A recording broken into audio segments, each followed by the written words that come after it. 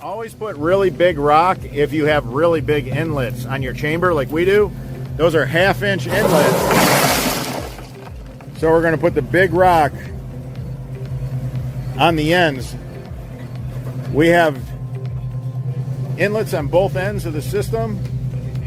This is a really large system. Really big chamber.